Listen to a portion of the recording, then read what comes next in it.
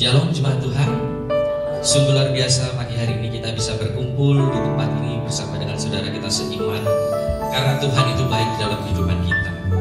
Seperti air madu yang mengalir dari Bukit Karang, disitulah berkat Tuhan akan mengalir bagi kita semua pada hari ini. Mari siapkan hati kita akan memuji nama Tuhan. Terus sebelumnya kita akan berdoa terlebih dahulu. Allah Bapa kami yang berada dalam kerajaan surga, pada pagi hari ini kami datang dengan segenap hati kami, dengan setiap kerinduan kami, untuk kami ingin bertemu dengan Engkau ya Bapa. Siapkan hati kami agar kami bisa memuji nama Tuhan, memberikan yang terbaik bagi kehidupan kami Bapa. Berkati untuk jemaat yang belum hadir, teman-teman kami, saudara semua, sehingga tibakan mereka di tempat ini agar mereka bisa kembali beribadah bersama dengan kami untuk memuji nama Tuhan. Segala puji, syukur kami serahkan seluruh hidup kami ke dalam tangan Tuhan, karena kami percaya kami memiliki Allah sumber segalanya di dalam kehidupan kami. Terima kasih Bapa, Tuhan Engkau baik dalam kehidupan kami. Kemuliaan hanya bagi-Mu. Dalam nama Tuhan Yesus kami syukur dan berdoa. Haleluya. Amin. Haleluya. Percaya bahwa Tuhan Allah sumber di dalam kehidupan kita. Mari kita sama-sama katakan.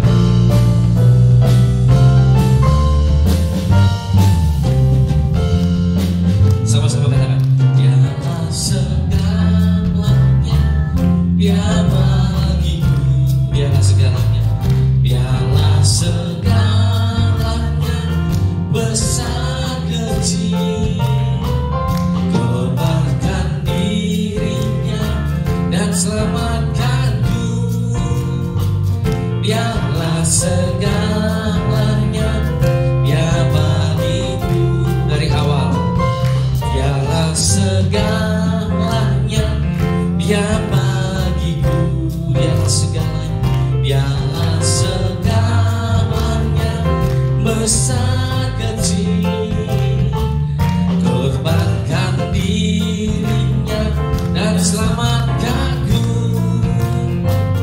Dialah segalanya, Dia bagiku. Sambil melambaikan tangan katakan, seperti air madu dari Bukit Karang, dicicip air madu yang manis. Oh lihatlah, Tuhan itu baik. Dicicip air madu yang manis. Dialah segalanya, Dia bagiku. Dialah segalanya, besar kecil. Korbankan dirinya dan selamatkanku. Dialah segalanya, Dia bagiku. Seperti air madu, seperti air madu dari Batu Karang, dicicip air madu, dicicip air madu yang manis. Katakan Tuhan itu baik. Oh lihatlah, Tuhan itu baik. Dicicip air madu yang manis, seperti air madu, seperti air madu dari Batu Karang. Dicicip air madu yang manis. Oh lihatlah, Tuhan itu baik. Dicicip air madu yang manis. Dicicip air madu, dicicip air madu yang manis. Tuhan menetapkan, Tuhan menetapkan langkah-langkah orang yang hidupnya berkenan kepadanya. Apabila ia jatuh, tak sampai tergeletak, sebab Tuhan sambil lambaikan tangan katakan tangannya, tangannya, sebab Tuhan menopang tangannya. Apabila ia jatuh tak sampai tergeletak, sebab Tuhan menopang tangannya. Saya undang makin berdiri saudara semua, sambil beri salam kanan kiri katakan Tuhan itu baik. Haleluya. Beri senyuman yang mulia bagi Tuhan. Tuhan menetapkan langkah-langkah orang yang hidup benar kepadanya. Apabila ia jatuh tak sampai tergeletak, sebab Tuhan menopang tangannya. Tangannya sambil lambaikan tangannya, tangannya,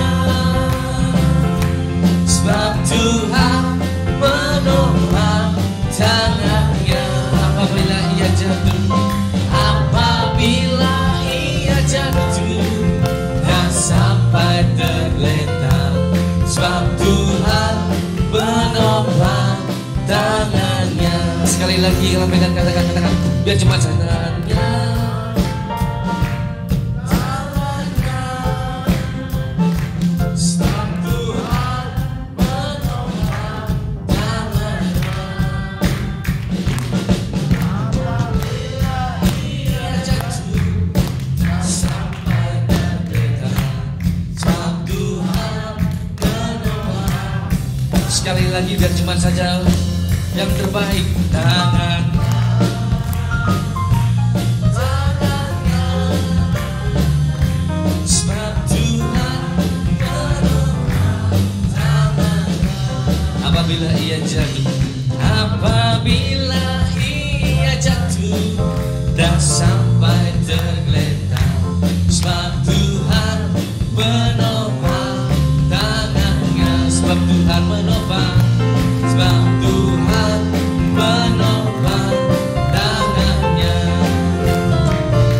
sebab Tuhan menopang tangannya.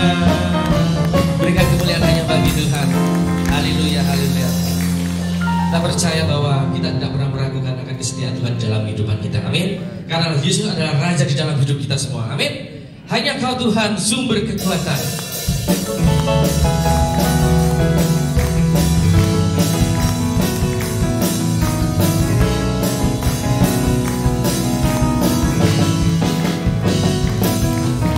Tak pernah ku ragu akan kesetiaan-Mu.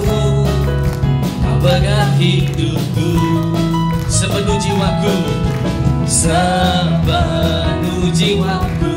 Ku yakin dan percaya Kau tuntun langkahku. Yesus Kaulah, Yesus Kaulah Raja dalam hidupku, berkuasa berjaya untuk selamanya. Hanya Kau Tuhan, yes, sumber kekuatan. Bagi-Mu setia. Hanya Kau Tuhan, hanya Kau Tuhan, sumber kekuatan. Bagi-Mu bertahan dan kemuliaan selamanya.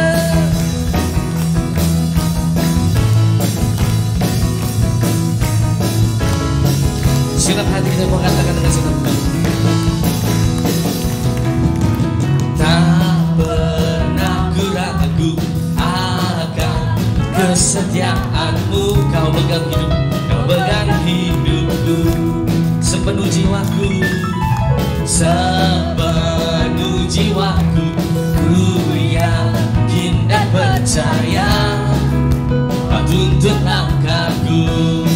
Yesus Kaulah, Yesus Kaulah Raja dalam hidup, berkuasa berjaya untuk selamanya.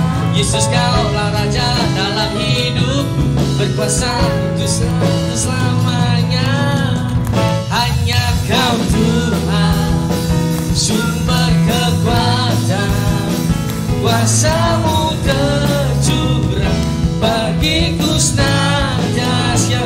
Denganmu Tuhan, ku kan berjalan dari kemuliaan sampai kemuliaan selamanya.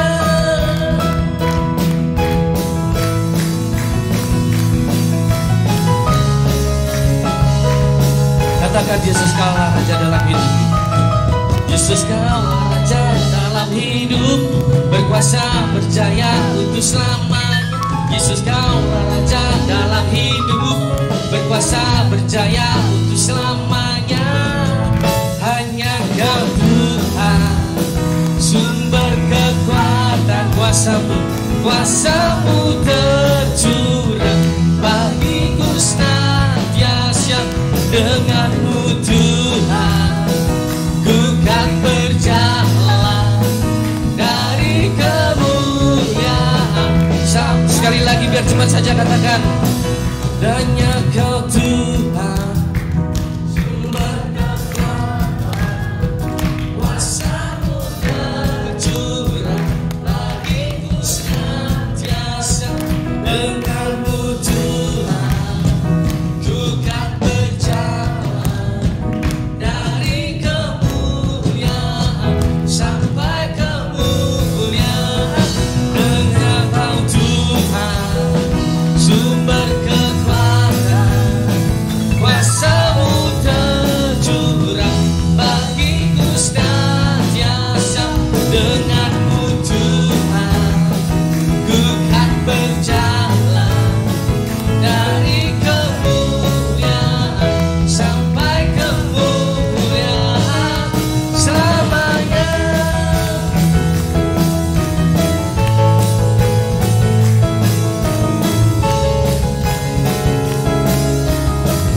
Katakan selamanya. Berikan saudara-saudara hati yang akan Tuhan. Silakan saudara. Mari siapkan hati kita.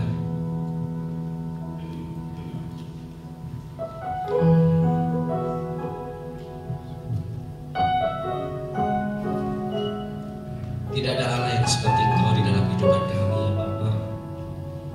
Karena Kaulah kebanggaan di dalam hidup kami. Janji-Mu bersinar membuktikan bahwa Kau besar. Oleh sebab itu, ini umat-Mu pada pagi hari ini, kami menyatakan kebesaran Engkau.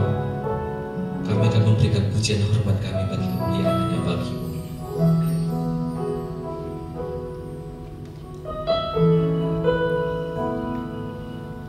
Bagi-Mu pujian, hormat kemuliaan, Kaulah kebanggaan di dalam hidupku. Janji-Mu bersinar, buktikan Kau besar. Tiada seperti-Mu Yesus Tuhanku.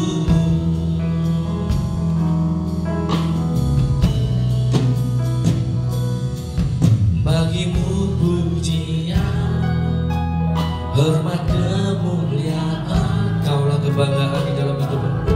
Banggaan di dalam hidupku. Janji-Mu bersinar, buktikan Kau besar. Tiada seperti-Mu Yesus Tuhanku.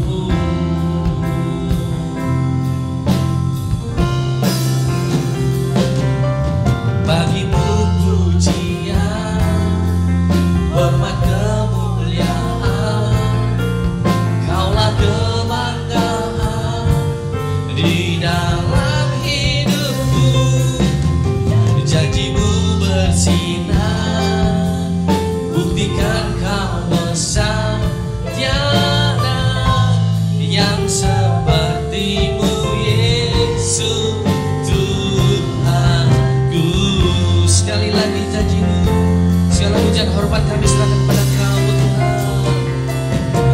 bagimu pujian, hormat kemuliaan, Kaulah kebanggaan di dalam hidupku. Janjimu bersinar, bukti kau besar, tiada yang sepertimu Yesus. Tiada yang sepertimu Yesus. Tiada yang sepertimu Yesus Tuhanku. Mari kita semuanya terima kasih Tuhan untuk kebaikan-Mu dalam hidup kami. Kami bersyukur. Terima kasih Tuhan. Mari bawa penyembahan-Mu pada pagi hari ini. Buka hatimu, buka suaramu, sembah Tuhan. Cari wajahnya, datang padanya. Kami sembah Kau Tuhan, kami tinggikan Kau Tuhan. Terima kasih Tuhan, terima kasih Tuhan untuk kebaikan-Mu.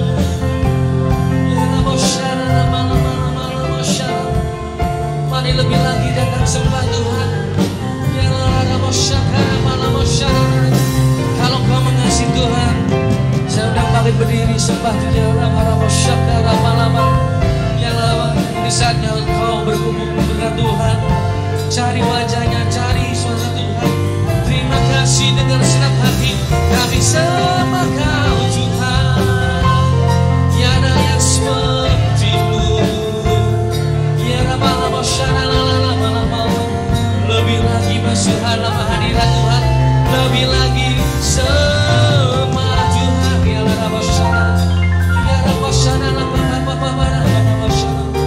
Kami sembah Kau, sebab Kau yang layak terima pujian, sebab hanya Kau yang layak terima pujian. Kami bersyukur Kau Tuhan. Ini hati kami menyatakan dengan senang hati, sebab Kau layak terima pujian, sebab Kau layak terima pujian, sebab Kau layak. Ku agungkan Yesus, Raja di atas segala raja. Sekali lagi katakan, Kau layak terima pujian, sebab Kau layak terima pujian, sebab Kau layak. Ku agungkan Yesus, Raja di atas segala raja.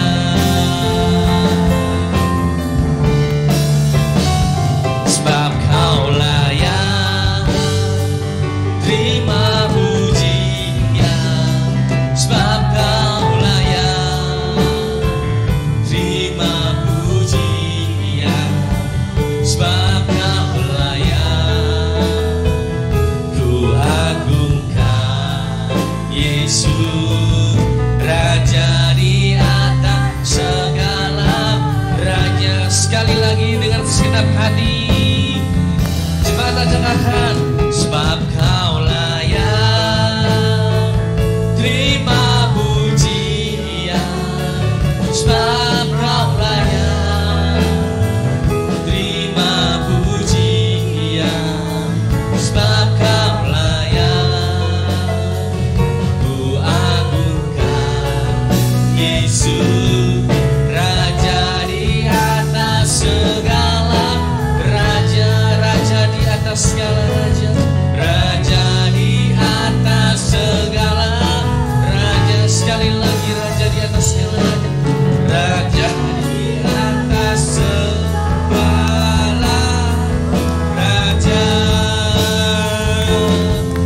segala puji syukur kami kembalikan seluruhnya hanya bagi Tuhan, Allah yang bertata di dalam kerajaan surga. Beri kemuliaan hanya bagi Tuhan. Terima kasih Bapa di surga, terima kasih Tuhan Yesus buat kesempatan pagi hari ini yang sangat baik bagi kami. Kami dapat memuliakan nama-Mu Tuhan.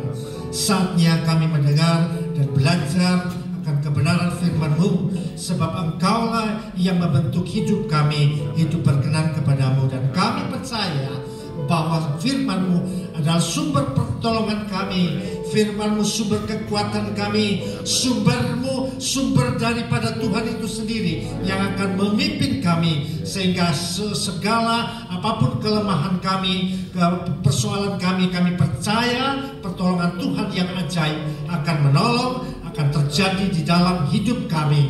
Terima kasih Bapa. Sebentar kami akan mendengar kebenaran firman-Mu.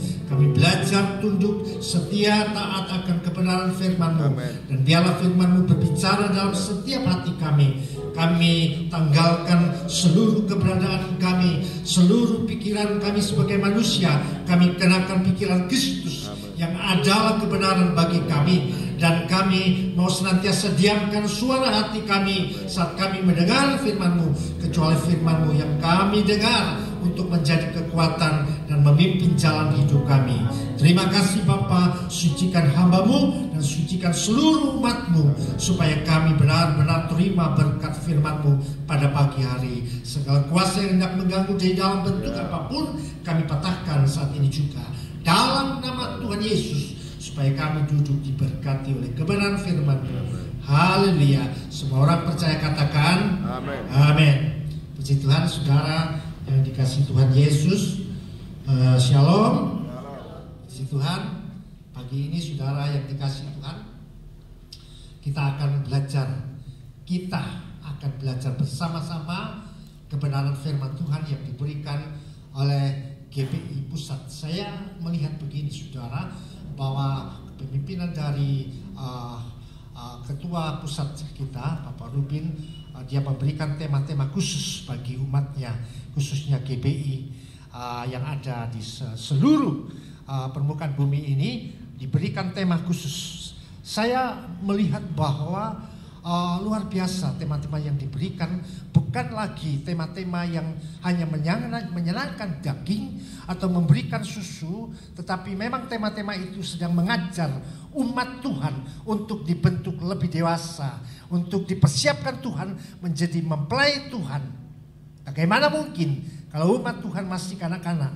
Tapi tema-tema yang selalu kita dapatkan tiap minggu bersifat mendidik dan mendewasakan. Haleluya.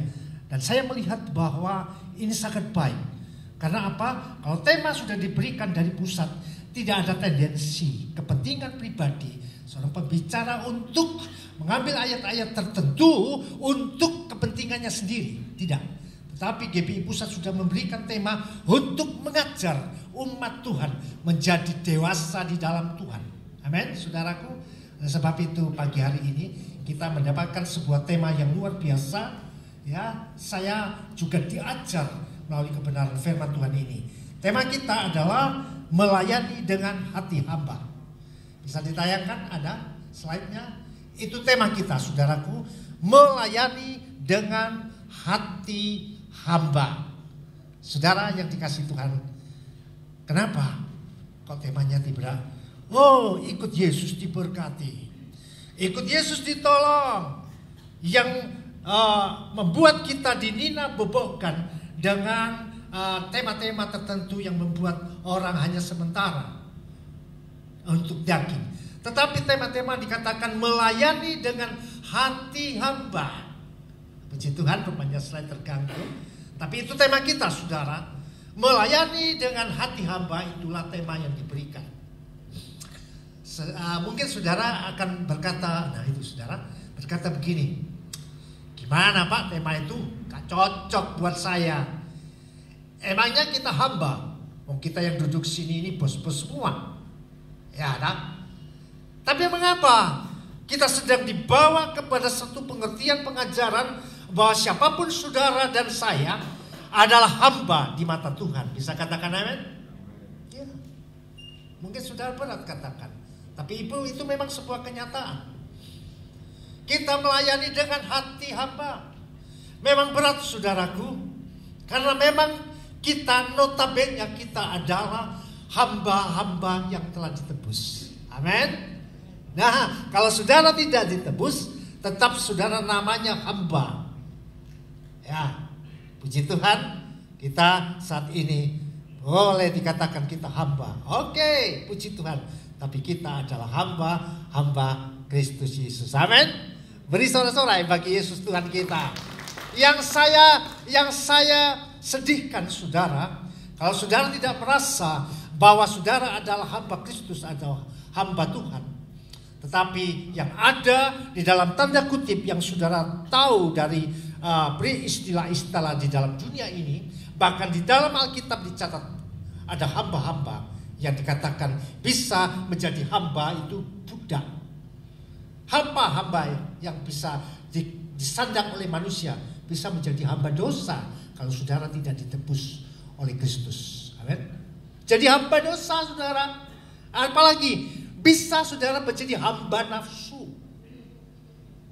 Hamba dosa, budak dosa. Hamba nafsu jadi budak nafsu. Seperti apa? Ya, saudara lihat orang jadi budak nafsu gak cukup 1, bisa 2, bisa 3, bahkan 4. Karena apa? Ada ajaran yang mengatakan seperti itu. Itulah bukan hamba Tuhan, tapi hamba nafsu, budak nafsu saudara.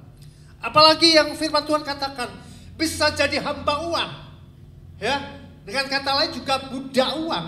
Siapa? Saudara dan saya mungkin begitu dulu. Bisa jadi kita jadi hamba uang atau budak uang. Seperti apa, Pak? Seperti ya, mungkin saudara tahu ada orang yang bekerja dari siang sampai malam. Malam sambung pagi, siang sampai malam. Kelapa jadi kaki, kaki jadi kelapa. Begitu saudara. Itulah saudara yang namanya hamba uang, budak uang. Sebelum kita menjadi hamba Kristus, hamba Tuhan. Apalagi saudaraku, banyak manusia ini dibelenggu dengan istilah-istilah hamba itu. Ada lagi yang orang gampang cari duit. Ada jemaat kita yang di satelit, keluarganya masuk ke terali besi. Mengapa? Karena jadi hamba narkoba, jadi budak narkoba. Mengapa demikian? Hanya karena fulus, cari duit sebanyak-banyaknya, jalan pintas. Mereka manusia itu jadi budak, hamba narkoba. Ini sebuah kenyataan saudaraku. Kita tidak bisa poles kata-kata itu, istilah itu dengan halus, karena memang itu bahasanya. Haleluya. Saudara yang dikasih Tuhan. Nah, puji Tuhan. Kita sekalipun saat ini saudara dikatakan, oh siapapun saudara bos, ya punya usaha besar, saudara tetap hamba. Iya betul, tapi saya hamba Tuhan. Haleluya. Beda saudaraku dengan keberadaan waktu saudara belum ditebus oleh darah Kristus yang dibayar dengan tunai dan mahal. Status kita hamba, budak dari hal-hal yang Tuhan tidak berkenan. Saudara yang dikasih Tuhan. Nah, oleh sebab itu pada pagi hari ini kita dapatkan sebuah tema melayani dengan hati hamba. Dari situ saja saya dapat mengerti bahwa melayani di dalam Tuhan tidak bisa pakai hati majikan. Di situ saya melihat dari tema itu, melayani Tuhan tidak bisa dengan hati seorang bos. Sekalipun mungkin materi, semuanya itu dibutuhkan untuk melayani. Tetapi hati itu yang berkepentingan Tuhan minta, memiliki hati hamba. Kita nanti akan belajar seperti apa hati hamba itu yang Tuhan kehendaki. Sehingga siapapun kita yang duduk di sini, apapun status kita, jabatan kita, di dalam dunia kita sangat dihargai dan ditinggikan. Oleh karena kita mampu dan kuat, tapi tetap saudara dikatakan hamba Tuhan. Haleluya. Saudara yang dikasih Tuhan. Oleh karena itu, kita masuk di dalam melayani dengan hamba Tuhan, berbicara tentang pelayan saudara. Pelayanan itu adalah kasih karunia. Pelayanan itu adalah anugerah seperti yang tertulis di itu. Katakan pelayanan adalah kasih karunia. Artinya saudaraku, pelayanan itu memang diberikan oleh Tuhan karena kasih karunia. Karena anugerah, saudaraku. Mengapa demikian?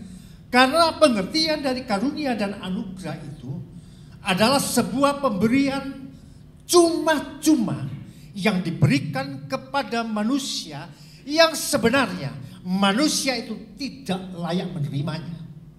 Itu namanya karunia dan anugerah. Sekalipun manusia itu dapat menerima anugerah atau kasih karunia itu bukan karena dia mampu, karena dia kuat, karena dia terpandang, bukan.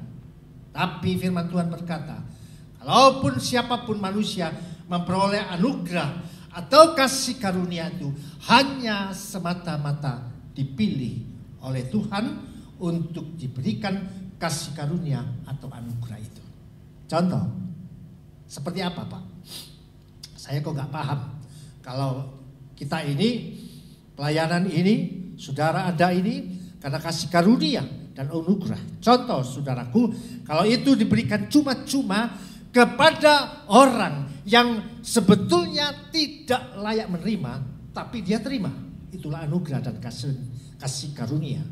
Contoh, di dalam satu kelas, umpama kelas seperti ini saudara ya, ada 40 atau 50 anak murid di dalam kelas.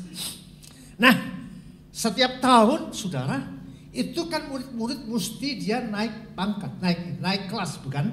Mungkin dari kelas 1, naik kelas 2, kelas 3, kelas 4, kelas 6 dan seterusnya.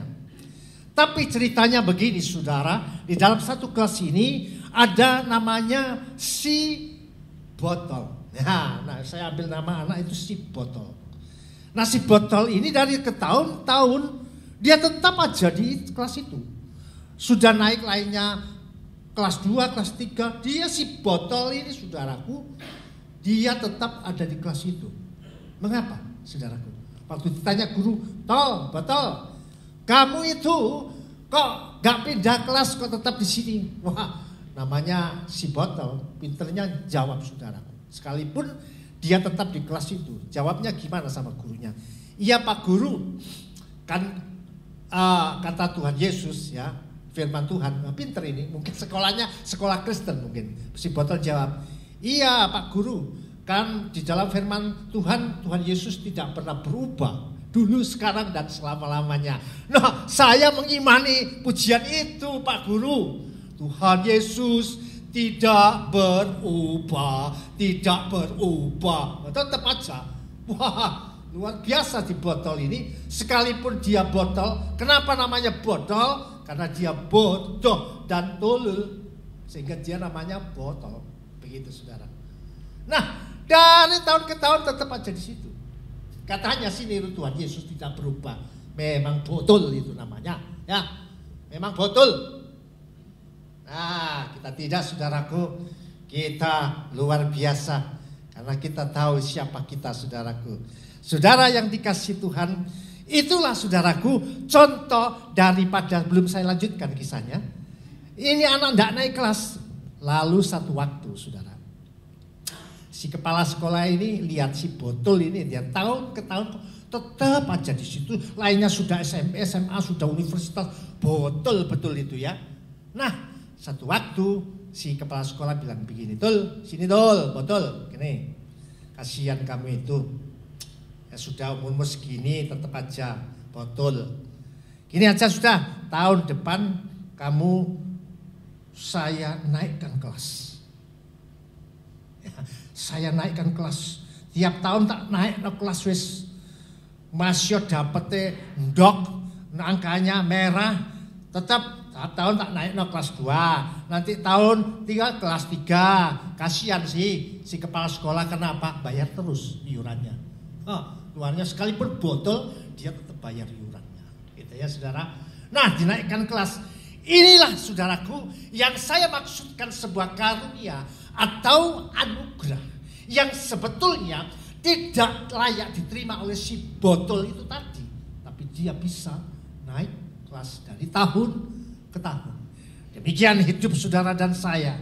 Apa status saudara sebenarnya? Saudara adalah hamba, saudara adalah budak yang tidak layak menerima. Tapi oleh karena kemurahan, kasih karunia dan anugerah, saudara dilayakkan untuk terima keselamatan itu di dalam Kristus Yesus dengan penebusannya di atas kayu salib. Oleh sebab itu saudaraku, siapapun keberadaan kita, hargai kasih karunia dan anugerah itu dalam melayani dengan hati hamba.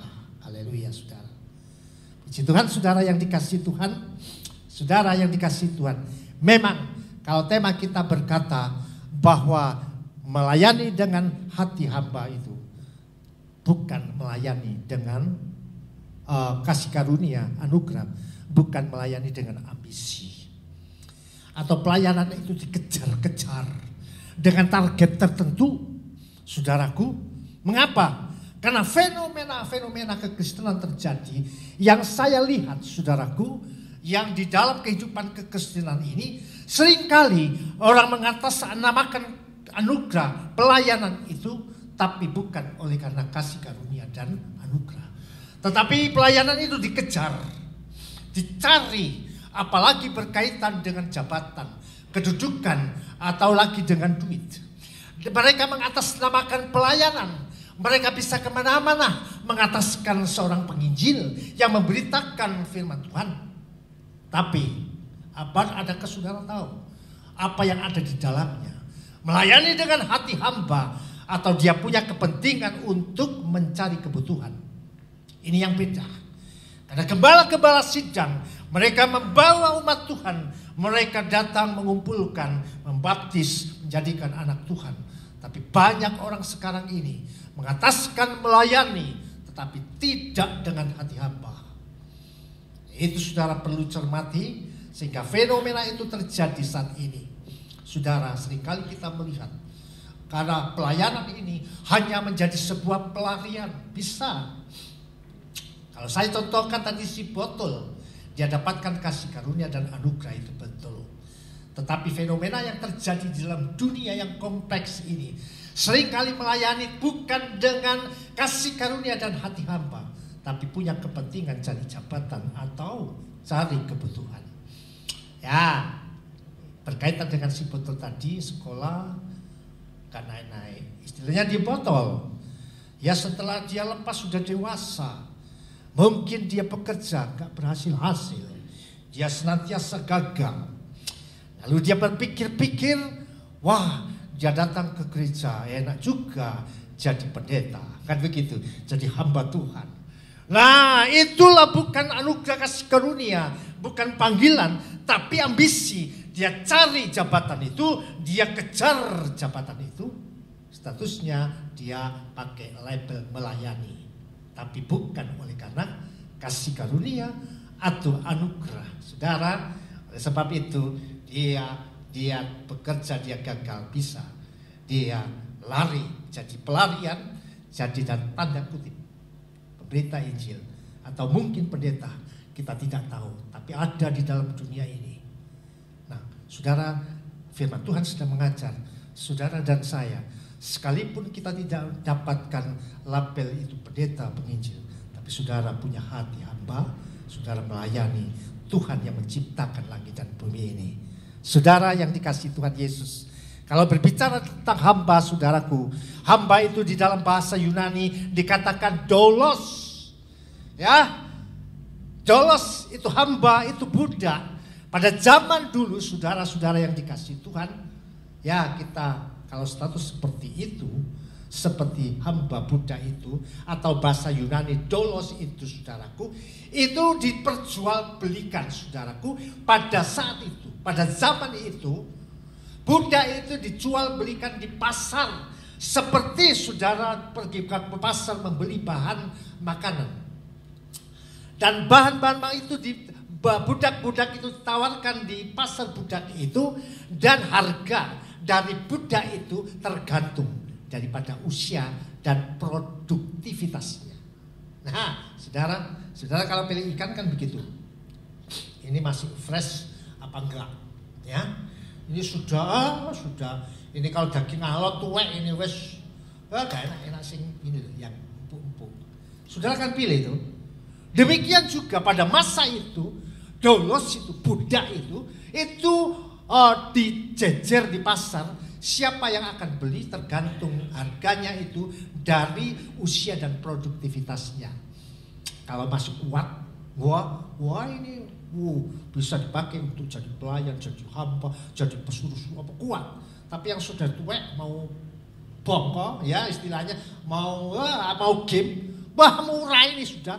Kadang-kadang dipakai sebentar bisa dibunuh oleh tuannya, saudaraku. Karena pada waktu itu hamba doulos itu tidak punya nilai, kecuali dia hanya perintah daripada tuannya. Saudara yang dikasih Tuhan, jadi tergantung. Jadi oleh sebab itu saudaraku, kalau senantiasa hidup kita menjadi hamba Tuhan, yang senantiasa melayani terus Tuhan di atas segala Tuhan, Raja di atas segala Raja, dengan kekuatan kita. Haleluya, saudara.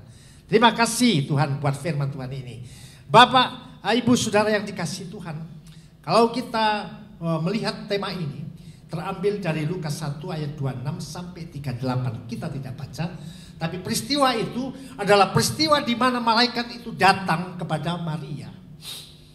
Pada waktu itu Maria didatangi oleh malaikat, kisahnya dari Lukas itu, bahwa malaikat itu memberitahu bahwa Maria nanti akan hamil dan melahirkan seorang anak bayi yang dinamakan Yesus.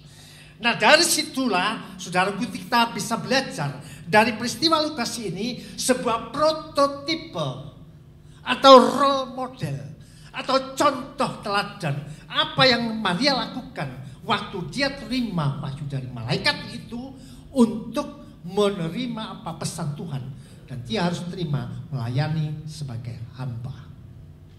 Nah, saudara yang dikasih Tuhan, yang pertama role model, prototipe, cek ya role model prototipe dari Maria yang menjadi pelayan oleh karena kasih karunia. Kita lihat ayatnya saja singkat, Lukas 1 ayat 28 dan 30. Dibuka. Lukas pasal 1 ayat 28 ayat sampai 30 berbunyi seperti ini, saudara. Pelayanan itu adalah kasih karunia. Ketika malaikat itu masuk ke rumah Maria, ceritanya singkatnya, malaikat itu berkata, "Salam, hai engkau yang dikaruniai Tuhan. Tuhan menyertai engkau." Terus Maria terkejut mendengar perkataan malaikat itu, lalu bertanya di dalam hatinya, ya, gerendang dalam hati Maria, apakah arti salam itu? Ya, terus kata malaikat itu kepada Maria, "Jangan takut, hai Maria, sebab engkau beroleh kasih karunia di hadapan Allah." Jadi yang pertama, saudara-saudara, kalau saudara dan saya dapat melayani, itu karena kasih karunia Tuhan. Apapun status saudara, tidak harus saudara menjadi seorang pendeta. Saudara harus dapat melayani dengan hati hamba. Luar biasa firman Tuhan ini mengajar. Seorang bisnismen, firman Tuhan mengajar melayani dengan hati hamba. Kalau saudara di toko pekerjaan, saudara layani dengan hati majikan atau hati raja, saudara saya jamin tidak akan dapat pelanggan. Firman Tuhan tidak salah. Dia mengajar dalam bidang bisnis, dia mengajar juga di dalam bidang pelayanan Tuhan. Miliki hati hamba, saudara akan sukses. Ya, tapi waktu tutup toko di rumah, ya jangan lagi jadi hamba. Ya, seperti apa adanya, kepala rumah tangga, ibu rumah tangga. Tapi saat ada di dalam bisnis saudara, firman Tuhan mengajar kepada saudara untuk menjadi seorang berhasil, melayani dengan hati hamba. Nah, saudara, kita belajar firman Tuhan, saudara, kita lanjut. Kata malaikat itu, "Jangan takut, hai Maria, sebab engkau beroleh kasih karunia." Saudara yang dikasih Tuhan, Maria ini menerima kasih karunia bukan karena Maria itu cantik. Bukan karena Maria itu pinter atau orang terpandang, ya, tidak pernah salah, tidak. Maria dapatkan kasih karunia anugerah untuk melahirkan seorang anak bayi itu bukan karena dia cantik, tidak. Saya katakan tadi bahwa dia terima kasih karunia itu karena memang dia dipilih untuk diberikan kasih karunia atau anugerah. Seperti si botol tadi dipilih, diberi anugerah.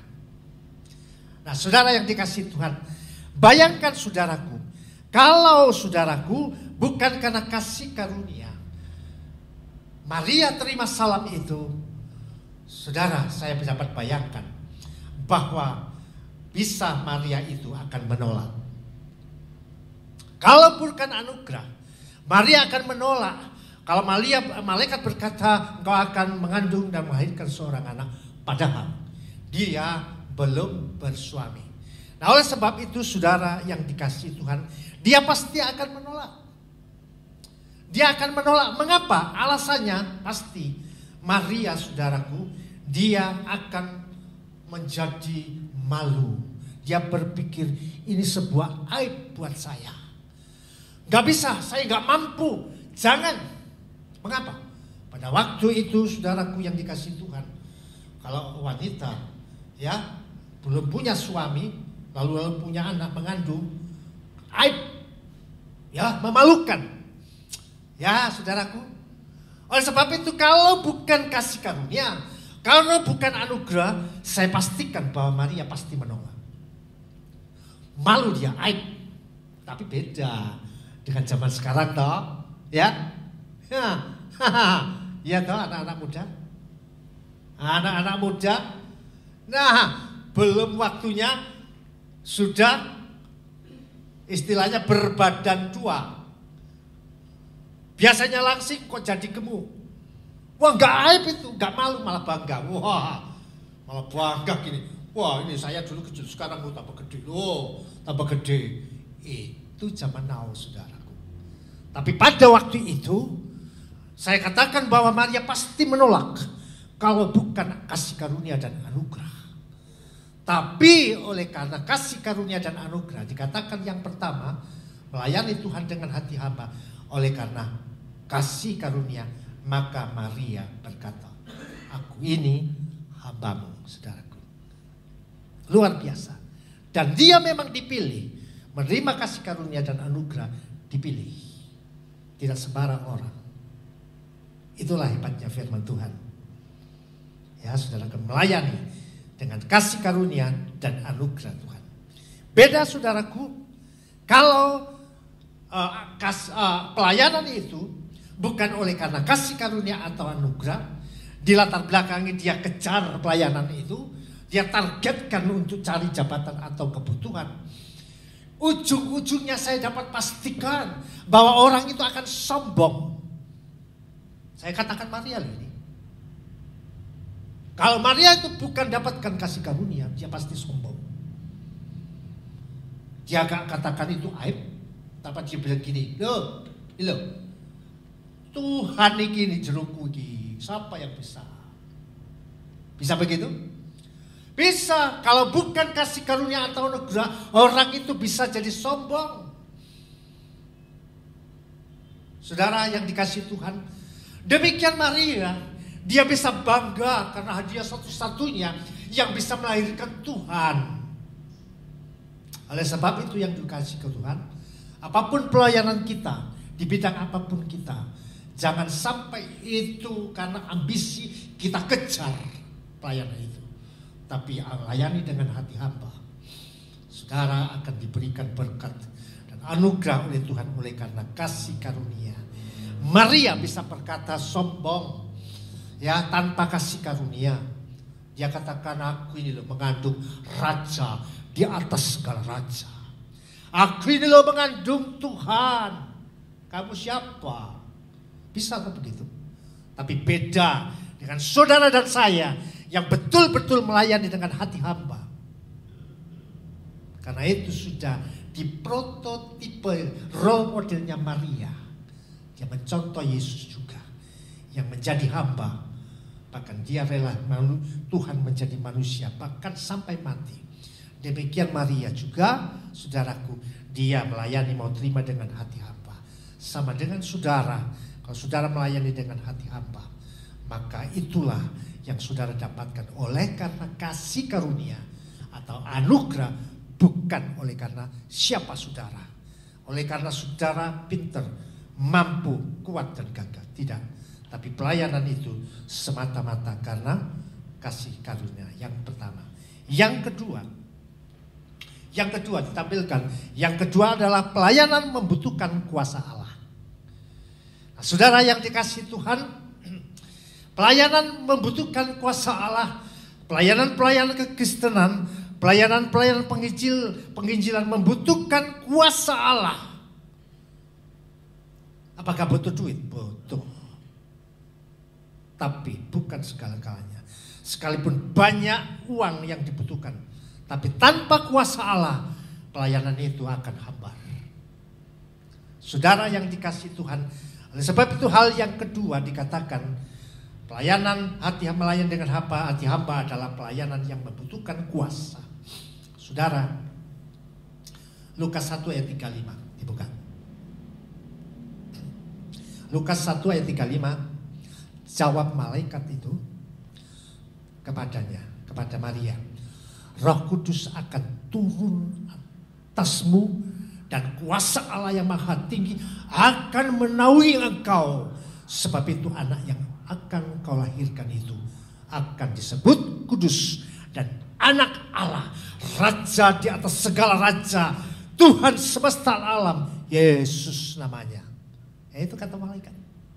Nah saudara, yang malaikat itu berkata bahwa Maria jangan takut, engkau akan diberikan kuasa, kuasa Allah, Roh Kudus akan menaungi engkau.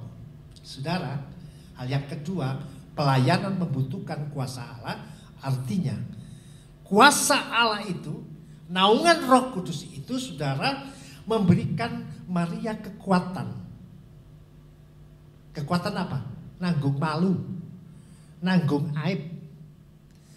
Tanpa Maria itu, dia tanpa kuasa Allah, yaitu yang awal saya tadi bilang, dia pasti tolak. Karena dia malu sebagai manusia, karena itu aib. Tetapi dengan apa dia katakan, aku ini hamba, jadilah sesuai kehendakmu. Karena dia ada kuasa Allah yang menaungi dia, sehingga dia dapat menanggung malu. Pada sekian warga desa itu mungkin mengolok-olok dia. Gadis sudah meleting. Ya. Tapi tidak. Maria berdiam diri. Karena ada kuasa yang membuat dia mampu. Demikian saudaraku, pelayanan di bidang kekristenan. Kuasa Allah itu mutlak dibutuhkan. Sekalipun dana itu juga perlu.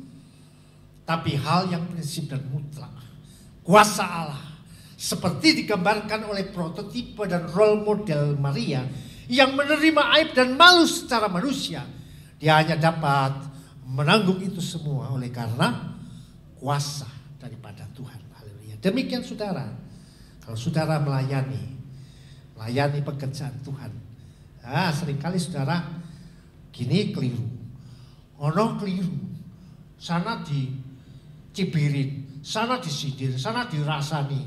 Ya saudara, kalau saudara benar-benar menerima pelayanan itu karena kasih karunia, bukan saudara kejar, saudara dapat menanggung apapun orang bilang. Karena ini firman Tuhan saudara. Sudah dicontohkan oleh Maria bahwa tidak sebanding apa yang kita dengar dari orang yang menyindir kita, menghina kita, menjelekin kita, tidak sebanding dengan Maria yang menjadi prototipe dan role model untuk melayani dengan hati hamba. Bayangkan saudara, saya pastikan saudara, kalau saudara melayani dalam bentuk apa dalam pekerjaan Tuhan yang saudara dapat lakukan, apapun kata orang desa seperti Maria, saudara akan terus jalan. Amin.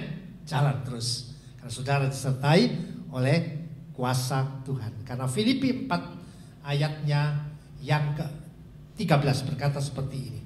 Filipi 4 ayat 13 berkata, segala perkara dapat kutanggung di dalam Dia yang memberi kekuatan kepadaku. Ini ayat saudaraku. Ayat ini selalu ingat. Bahkan saya senang lihat tinju saudara ya. Waktu Holyfield dengan Mike Tyson. Itu di pakaian daripada Holyfield ditulis, segala perkara dapat kutanggung di dalam Dia yang memberi kekuatan kepadaku. Geletak si Mike Tyson. Ya, sekalipun dia digigit kupingnya, tapi dia tetap menang. Kenapa? Ada kekuatan yang ada di dalam Holyfield. Ini contoh saudaraku. Demikian di dalam pelayanan Tuhan. Kalau saudara punya kekuatan kuasa daripada Tuhan, saudara dapat menanggung apapun yang saudara hadapi dalam dunia ini, dalam rumah tangga, dalam pekerjaan, dalam pelayanan, saudara akan jalan terus karena saudara berjalan dengan kuasa Tuhan. Amin. Luar biasa. Hal yang kedua dalam pelayanan itu harus disertai dengan kuasa Allah. Saudara, ada satu ayat yang memberi kekuatan kepada hal yang kedua itu adalah 2 Korintus 10. 2 Korintus 10 ayat 4. 2 Korintus 10 ayat 4 berkata seperti ini. Nah, ini saudara. Karena senjata kami dalam perjuangan bukanlah senjata duniawi, melainkan senjata yang diperlengkapi dengan kuasa Allah. Amin. Ya, yang sanggup untuk meruntuhkan benteng-benteng. Begini saya mau jelaskan saudara. Kalau saudara melayani dengan hati hamba, saudara akan disertai dengan kuasa Allah seperti Maria itu. Kalau tidak disertai dengan diperlengkapi kuasa Allah, Maria pasti tolak dan dia akan malu menanggung aib itu. Dan firman Tuhan jelaskan,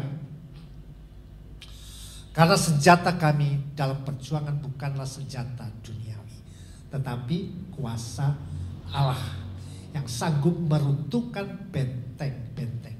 Maksudnya saudaraku, kuasa Allah jika ada padamu di dalam pelayanan dapat meruntuhkan benteng keangkuhan, benteng kemampuanmu, benteng kekuatanmu, benteng kepintaranmu, benteng kemampuan, keberadaan, kekayaanmu diruntuhkan. Artinya kau akan berkata, ini tidak berarti tanpa kuasa Allah. Lihat. Artinya semua benteng keakuan kita itu akan diruntuhkan kalau saudara benar-benar melayani Tuhan dengan hati hamba. Oleh sebab itu kita melihat pelayanan-pelayanan dalam misi-misi pelayanan besar, di situ terlibat bos-bos besar, pengusaha-pengusaha besar, orang-orang berhasil. Kalau mereka tidak runtuhkan benteng-benteng itu, saya pastikan bahwa mereka hitungan dalam melayani. Saya keluarkan sekian dana, saya harus dapatkan balik dana lebih. Saya keluarkan 1 miliar, saya mesti hasil 1,5 miliar. Saudaraku, ini benteng keakuannya ini belum diruntuhkan. Masih benteng bisnismennya kuat sekali. Kelihatannya wah, tapi hasilnya bisa 0 karena tidak pakai kuasa Allah. Belum diruntuhkan, masih pakai senjata-senjata duniawi. Apa itu? Pinter aku kok. Apa itu? Wah, aku banyak duit kok. Apa itu? Aku terpandang kok, banyak relasi, banyak hubungan dengan pejabat kok. Memang perlu. Tapi tanpa kuasa Allah, ada begini, timbal balik. Berapa yang saya beri untuk itu, saya harus dapatkan lebih daripada itu. Karena apa? belum diruntuhkan benteng-benteng keakuannya itu. Sebab itu memiliki hati hamba dalam pelayanan itu adalah melayani dengan kuasa Allah, bukan dengan senjata duniawi, tetapi kuasa Allah. Itu yang kedua, pelayanan dengan kuasa Allah. Hal yang ketiga, saudara, melayani dengan hati hamba adalah menuntut sikap kehambaan. Oke, yang ketiga, pelayanan menuntut sikap kehambaan. Artinya saudaraku, ya itu tadi, sikap majikan ya dicopot di sini. Sikap status kita ya diletakkan dulu. Itu kata firman Tuhan. Pelayanan menuntut sikap kehambaan. Mengapa? Karena Maria sebagai role model demikian. Dia letakkan, dia katakan, oke, jadilah sesuai kehendakmu, karena aku ini hamba. Kalau dia bersih tegang, tidak dilepaskan itu statusnya, dia akan menuntut haknya. Gak bisa saya jadi hamba. Saya ini kan keturunan darah biru, mata biru, keturunan konglomerat. Saya pengusaha berhasil, saya pendidikan tinggi, saya punya kemampuan dan kekuatan besar. Saya gak bisa jadi hamba. Tapi firman Tuhan mengajar pada hal yang ketiga, dalam melayani dengan hati hamba ini dituntut memiliki sikap hamba, saudara. Dituntut memiliki sikap hamba. Nah, dalam hal ini saudaraku, kita belajar sikap-sikap hamba itu seperti apa yang didapat dalam diri Maria itu. Ya saudara, ayatnya Lukas 1 ayat 38. Coba dibuka dulu. Lukas 1 ayat 38. Ini hal yang ketiga, pelayanan menuntut sikap kehambaan. Bukan sikap tuan, bukan sikap majikan, tapi sikap kehambaan. Lukas 1 ayat 38 berkata, kata Maria, sesungguhnya aku ini adalah hamba Tuhan. Nah gitu ya saudaraku. Dia sudah lepas sudah. Entah calonnya Yusuf orang kaya, ya keluarganya seperti apa saya nggak tahu. Pokoknya dia lepas itu. Sesungguhnya aku ini adalah hamba. Jadilah padaku menurut perkataanmu. Perkataan wahyu dari malaikat itu. Lalu malaikat itu meninggalkan dia. Jadi jelasnya saudaraku, Maria dalam hal ini dia dituntut untuk memiliki sikap hamba. Dia lepaskan statusnya dia. Ada hal yang menarik saudara-saudara yang dikasihi Tuhan. Pernyataan-pernyataan yang di dalam tanda kutip itu dikatakan, sesungguhnya aku ini adalah hamba Tuhan. Itu perkataan Maria. Sesungguhnya aku ini adalah hamba Tuhan. Dari pernyataan Maria itu sudah menunjukkan bahwa Maria itu memiliki sikap hamba. Dari perkataannya. Nah, kita mau belajar, ya, hampir selesai. Apa saja sikap hamba? Yang pertama, memiliki pikiran Kristus. Filipi 2 ayat 5. Tolong dibuka. Ya, saudara. Ya, kita semua lagi belajar, saudaraku. Karena gereja pusat meminta kita belajar untuk memiliki hati hamba. Yang pertama, memiliki pikiran Kristus. Filipi 2 ayatnya yang kelima berkata, hendaklah kamu dalam hidupmu bersama menaruh pikiran dan perasaan yang terdapat juga dalam Kristus Yesus. Artinya saudaraku, dikatakan bahwa kita memiliki pikiran hidup kita, menaruh pikiran yang sama seperti yang terdapat di dalam Kristus Yesus. Artinya adalah apa yang mau kita kerjakan, kita lakukan mesti sama dengan keinginan Tuhan kita. Betul ya saudara? Yesus Kristus Tuhan. Artinya dari ayat ini, apa yang hendak kita lakukan, kita kerjakan di dalam pelayanan itu hendaklah sesuai dengan pikiran Kristus. Bukan pikiran kita. Kalau pikiran kita akan kembali lagi. Ya, di dalam pelayanan ini mestinya bro, terima tamu ya nanti kalau oh gak bisa. Kalau saya terima tamu, nah itu kan karena saya, gak pikiran Tuhan. Gitu. Ya. Lalu dikatakan menurut pikiran Kristus kita harus mengerjakan pikiran majikan kita. Nggak mungkin saudaraku kalau kita punya pembantu di rumah. Lalu kita suruh itu lantainya kotor, disapu. Nggak usah Bu, nggak usah disapu. Nanti kan ketiap angin bersih sendiri. Nah saudara, apa itu melakukan kehendak majikan? Tidak saudaraku. Itu mau dewe saudaraku. Coba itu kotor dikebuti, banyak debunya. Gak usah lah Bu, besok saja.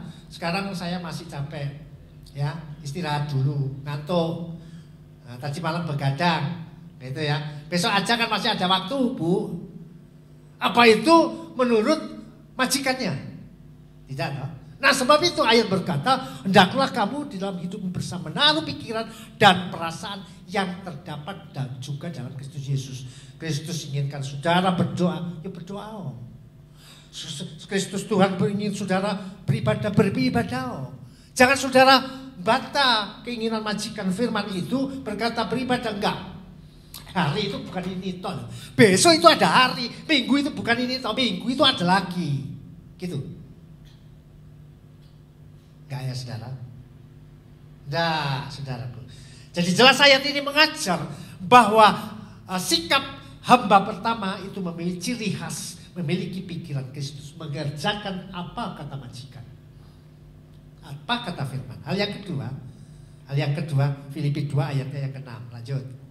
Ya, 6. Nah, yang ke-6 dikatakan yang walaupun dalam rupa Allah tidak menganggap kesetaraan dengan Allah itu sebagai milik yang harus dipertahankan. Ini Yesus. Ini berbicara role model, prototipe dari Yesus sebagai hamba sampai dia taat sampai mati. Dikatakan walaupun dalam rupa Allah tidak menganggap kesetaraan dengan Allah menjadi milik yang harus dipertahankan. Artinya apa? Artinya saudaraku tidak menuntut hak. Sikap dari seorang hamba. Bayangkan kalau Yesus dia menuntut haknya waktu disuruh Bapa yang menjadi hamba sampai dia mati. Gak bisa. Saya kan Tuhan. Kita sudah mengenal Allah Tritunggal itu. Bapa, Anak, dan Roh Kudus. 3 hakikat yang jadi satu. 3 pribadi yang dapat dibedakan Bapa, Anak, dan Roh Kudus. Tapi tidak dapat dipisahkan. Yesus bisa menuntut haknya. Waktu dia dijadikan hamba sampai mati. Dia menuntut hak. Gak bisa kok aku, orang lain aja. Itu namanya si Yusuf kan bisa. Nah itu namanya si Lukas kan bisa. Jangan saya dong. Artinya yang walaupun dalam rupa Allah, Yesus itu Allah, dia tidak menganggap kesetaraan dengan Allah yang harus dipertahankan. Ini sikap yang kedua dari sikap hamba tidak menuntut hak. Saudara, yang ketiga, ayat 7. Sikap-sikap hamba yang dimiliki oleh Maria. Yang ketiga adalah Filipi 2 ayat 7 berkata, melainkan telah mengosongkan dirinya dan mengambil rupa seorang hamba dan menjadi sama dengan manusia. Luar biasa firman Tuhan. Artinya apa ayat yang ketiga ini? Hal yang ketiga ini Filipi 2 ayat 7. Dia melepaskan ego. Sikap hamba itu melepas egonya. Kepentingan dirinya sendiri. Siapa sih di antara kita yang tidak repot hari-hari ini? Betul. Tapi jangan sampai ada sikap ego itu yang melekat. Kan bisa diatur. Ya, jangan bilang karena ego rugi kalau gak kerja hari Minggu. Itu kan ego kita. Ya lepas dulu. Kita datang kepada Tuhan dan beribadah. Hal yang ketiga mesti dikatakan mengosongkan diri dan mengambil rupa seorang hamba. Waktu saudara datang ke sini, bukankah saudara datang kepada Raja di atas segala, Tuhan? Nah, saudara yang dikasih Tuhan, saudara bisa menolak kalau saudara tidak memiliki sikap hamba, gak perlu kebaktian. Kenapa egonya masih kuat? Minggu gak perlu ke gereja. Minggu bekerja. Ya, gak gereja tapi bekerja. Bisa diatur semuanya saudara. Yang penting adalah apa? Yang ketiga adalah melepaskan ego, mengosongkan dirinya dan mengambil rupa seorang hamba. Ya, sementara kita hamba ini. Yesus saja gitu kok. Ya dong? Yesus saja begitu. Hal yang keempat, yang terakhir ini, yang ayat ke-8. Ini sikap-sikap hamba yang dimiliki oleh Maria sehingga dapat layak menerima kasih karunia, melahirkan anak raja di atas segala raja. Yang keempat, karakternya adalah Filipi 2 ayat 8 berkata, ayat 8, dan dalam keadaannya sebagai manusia, ia telah merendahkan dirinya dan taat sampai mati, bahkan sampai mati di kayu salib. Ini hal yang keempat. Ya, dari Filipi 2 ayat 6, 7, 8 ini. Luar biasa. Itulah yang membimbing Maria untuk dapat melayani sebagai memiliki hati hamba, oleh karena memiliki sikap kehambaan itu. Tanpa itu saudaraku, tidak mungkin kita memenuhi tema itu, yaitu melayani dengan hati hamba. Itulah 4 sikap hamba sehingga kita dapat melayani dengan hati hamba. Oleh karena kita tahu yang pertama adalah pelayanan itu karena kasih karunia. Bukan, silakan pemain musik. Pelayanan yang pertama karena kasih karunia, bukan karena kekuatan, kemampuan, keberadaan kita, status kita, dan tidak dikejar cari-cari, tidak. Tapi pelayanan itu semata-mata adalah kasih karunia atau anugerah, karena semua itu diberi cuma-cuma yang sebetulnya tidak layak kita terima. Kalaupun kita terima, manusia itu terima karena kita dipilih untuk menerima kasih karunia, melayani, haleluya, dan melayani dengan hati hamba. Yang kedua dikatakan pelayanan membutuhkan kuasa Allah. Siapapun status kita, keberadaan kita, apa yang kita punya, tapi tetap firman katakan kuasa Allah tetap dibutuhkan di dalam memberitakan firman Tuhan. Dan hal yang ketiga, menuntut sikap hamba, jangan sikap majikan. Apapun status saudara dalam pekerjaan dan rumah tangga saudara, status saudara adalah dituntut memiliki sikap kehambaan. Silakan saudara yang dikasihi Tuhan, itulah yang mengajar kita semua, saya juga, untuk dapat melayani dengan sikap hamba. Karena kita sehari-hari ini sedang dibentuk, bukan untuk menjadi anak-anak lagi, tapi kita sedang didewasakan untuk menjadi dewasa, untuk menyongsong Kristus sebagai mempelai kedua, supaya kita dewasa di dalam melayani Tuhan. Saya undang saudara bangkit berdiri semua, kita nyanyikan satu pujian, ku tak membawa apapun juga. Katakan saudara, seperti apa yang terdapat di dalam diri Maria. Ku tak membawa apapun juga saat ku datang ke dunia. Ku tinggal semua pada akhirnya saat ku kembali ke surga. Sekali lagi, ku tak membawa apapun juga saat ku datang ke dunia. Ku tinggal semua pada akhirnya saat ku. Mari kita angkat tangan, katakan saudara, inilah yang ku punya, hati sebagai hamba yang taat dan setia padamu Bapa. Kemanapun ku bawa, hati yang menyembah dalam roh dan kebenaran sampai sana. Katakan ku tak membawa tak membawa apapun juga saat ku datang ke dunia. Ku tinggal semua pada akhirnya saat ku kembali ke surga. Inilah yang ku punya, hati sebagai hamba yang taat dan setia padamu Bapa. Kemanapun ku bawa, hati yang menyembah dalam roh dan kebenaran sampai selamanya. Inilah yang ku punya, hati sebagai hamba yang taat dan setia padamu Bapa. Kemanapun ku bawa, hati yang menyembah dalam roh dan kebenaran sampai selamanya. Dalam roh dan kebenaran sampai selamanya.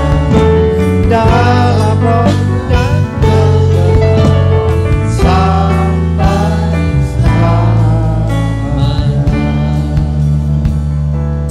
Bapa di surga, ampuni sikap dan karakter kami jika pada hari-hari yang lalu kami tidak memiliki dasar di dalam melayani ini. Firman-Mu mengajar kami memiliki hati hamba seperti role model yang dibicarakan tentang tokoh Maria yang memiliki sikap-sikap kehambaan di dalam dia mengemban kasih karunia dan anugerah sehingga dia layak melahirkan seorang raja di atas segala raja. Dia Tuhan Juru Selamat dunia. Biarlah hidup kami juga mencontoh daripada sikap Maria, memiliki sikap hamba. Apapun status kami di dalam kehidupan kami sehari-hari, kami dapat aplikasikan, terapkan dalam kehidupan rumah tangga, pekerjaan, dan pelayanan kami. Bahwa kalau kami memiliki hati hamba, itulah kasih karunia, kuasa Allah menyertai, dan kami akan ditinggikan oleh Tuhan sendiri, Raja di atas segala. Terima kasih buat kebenaran firman-Mu. Segala puji, hormat, kemuliaan kami kembalikan di dalam nama Tuhan Yesus Kristus. Semua anak percaya katakan